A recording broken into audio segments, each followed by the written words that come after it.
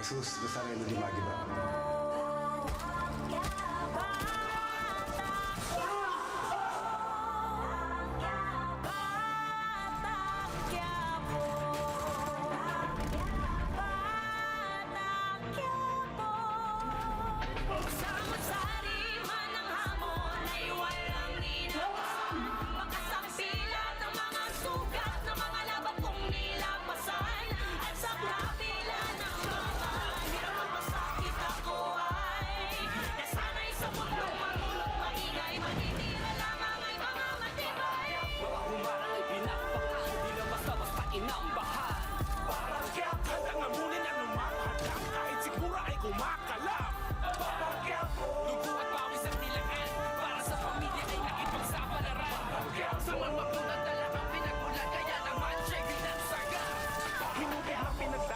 Mula pagkabata, hirap ng buhay ay kasama na sa aking kabanata. Pero kahit ganon nanalig ako at namanata. Kaya sa mga panganib di ako napapahala. Kahit lumaki pinag-iinitan lagi ng aking ama na madalas pinapanigan pangan ng aking ina. Ngunit ganon pa man, di pa di nagbago ang pangarap na makaipon at paiaho ng pamilya ko sa hirap. Dahil alam kong magbabago pa ang guhit na palad sa aking paglalad. Sugo at pawis at nilakan para sa pamilya ay nakipagsapalaran.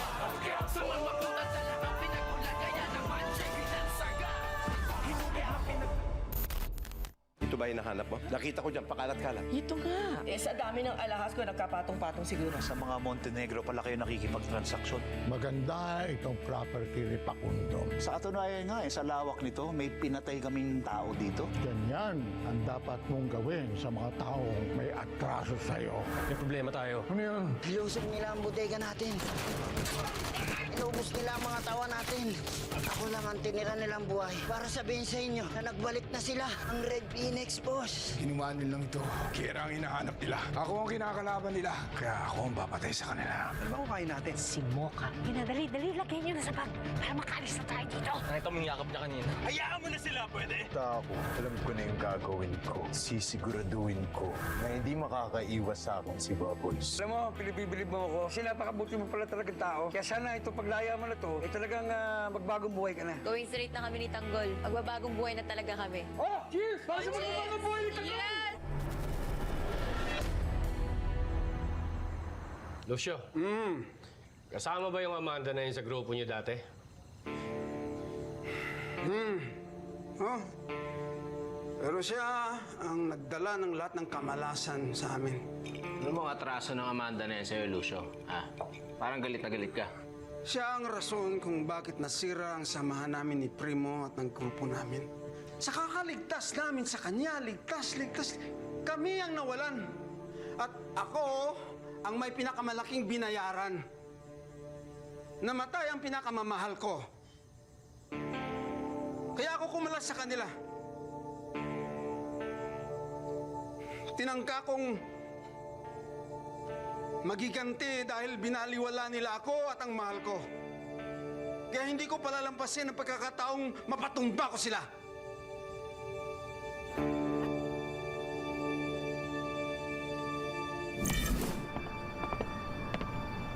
Akala ko talaga hawak ko na sa leeg ang Red Phoenix na yan.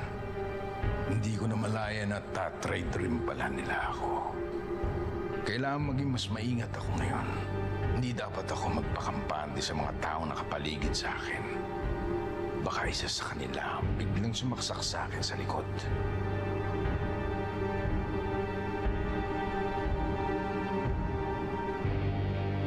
Akala mo ikaw pinakamagaling dito, Ramon?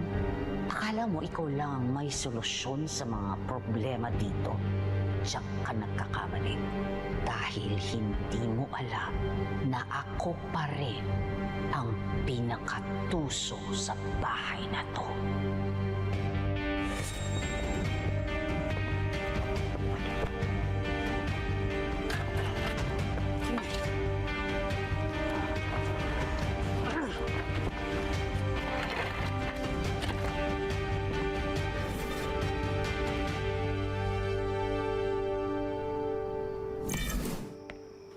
Ano ka muna? Pambihira naman niya si Senyora. Awardang ka pa. Eh siya nga itong dapat nabigyan ng award. Alamat ng Pinya Awardee. Ang hirap sa kanila, palibhasa, pinapasahuran tayo, akala nila pag-aari na nila ang pagkatao natin. Ganun-ganun na lang kababa ang tingin nila sa atin.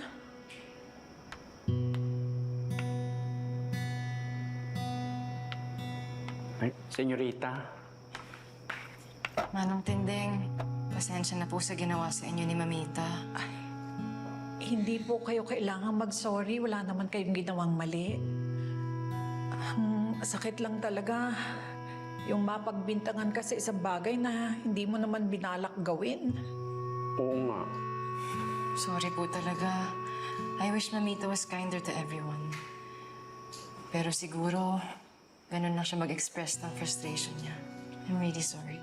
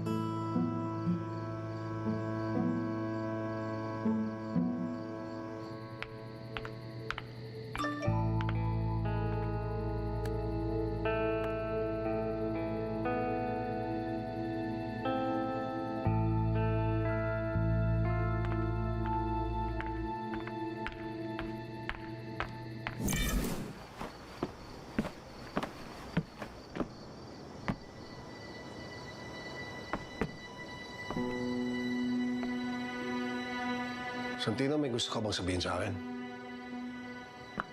Kayo po, Tay. May gusto ba kayong sabihin?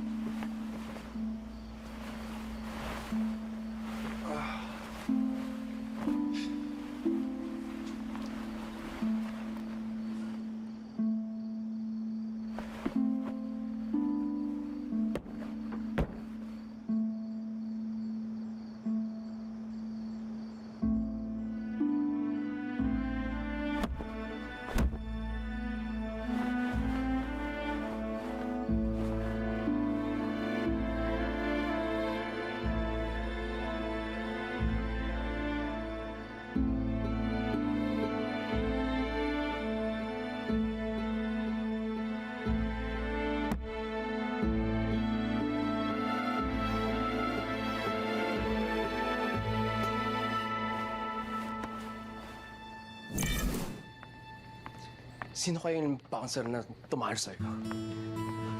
Nabawian ka pa. Alam mo, tingin ko may gusto yung lalaki na kay Bubbles eh. Sa aming dalawa, I'm the better man. Wala sa kiligkinan ko yung lalaking yun. Pero Pubs, matagal na sila magkakilala. Sas, dun siya nakikita na kila Bubbles. May ibig sabihin na yun. Hindi kailangan kong malaman kung sino ba talaga yung bouncer na yun. Kung ano ba talagang meron sa kanilang dalawa ni Bubbles. Galing ni Tanggol, yung mga ganong banda talaga, pepektosan mo yun eh. Lalo tuloy ako ni Inla. Oh, saan kayo galing? Kanina ko pa kayo nahihintay. Hindi ako makatulog. Pero kapag ka ba ako? Si Lola kanina patulog doon, no? Oo nga. Bati na. Tinge. Oops. Dami. Oh, ba't ang sasaya nyo? Ano bang mayroon? Sinong hindi magiging masaya ay nanalo si Tanggol? Nabalik na yung bar na pinagtatrabahuhan namin.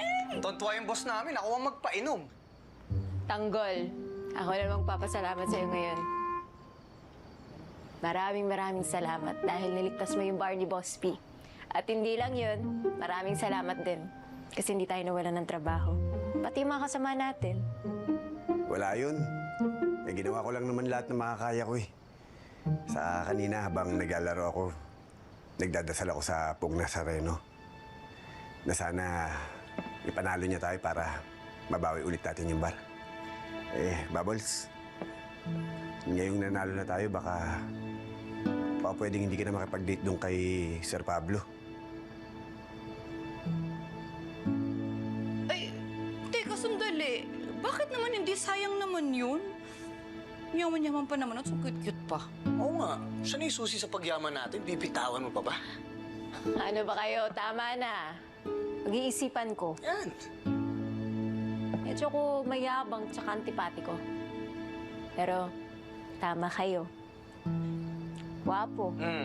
Di ba? Tsaka hindi lang yun. Gentleman. Pogi. Oo. So yun. Wala naman din magagalit sa akin kapag nakipag-date ako, di ba? Wala. Ay, ikaw, magagalit ka ba? Pisa ko to eh. Support ako dyan. Siyempre.